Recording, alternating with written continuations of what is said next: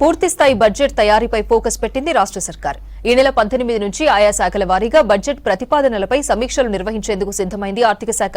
పథకాలకు ప్రాధాన్యత ఇస్తూ పద్దుల తయారీపై దృష్టి పెట్టింది రాష్ట్ర ప్రభుత్వం.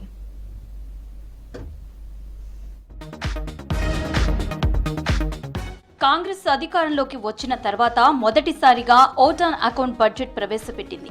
పూర్తిస్థాయి బడ్జెట్ జూలై 30 లోపు ప్రవేశపెట్టాల్సి ఉంది. దీంతో శాఖల వారీగా బడ్జెట్ ప్రతిపాదనలు సిద్ధం చేసే పనిలో పడ్డారు అధికారులు. జూలై మొదటి వారంలో బడ్జెట్ సమావేశాలు పెట్టేందుకు సిద్ధమవుతోంది ప్రభుత్వం. ఇందులో భాగంగా శాఖల వారీగా ప్రాధాన్యతలను బట్టి ప్రతిపాదనలు సిద్ధం చేస్తున్నారు అధికారులు. వీటిని ఈ నెల 12 నుంచి 15 వరకు ఆర్థిక శాఖ వెబ్ పోర్టల్లో ఆన్లైన్లో నమోదు చేయాలని సూచించింది ఆర్థిక శాఖ.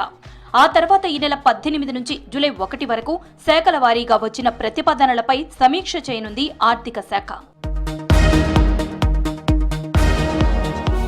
బడ్జెట్లో సంక్షేమ పథకాలకు ప్రాధాన్యత ఇవ్వనున్నట్లు అధికార వర్గాల్లో చర్చ జరుగుతోంది.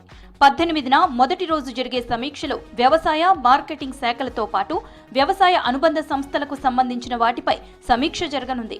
21న రెవెన్యూ శాఖ, పంచాయతీరాజ్, గృహ నిర్మాణ, వైద్య శాఖలపై సమీక్ష చేయనున్నారు ఆర్థిక శాఖ మంత్రి బట్టి విక్రమార్క.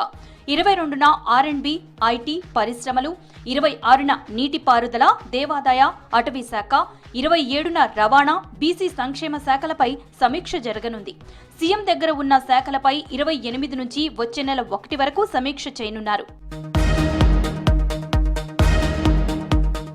అధికారంలోకి వచ్చాక మొదటిసారి పూర్తిస్థాయి బడ్జెట్ ప్రవేశపెట్టేందుకు సిద్ధమవుతోంది కాంగ్రెస్ సర్కార్.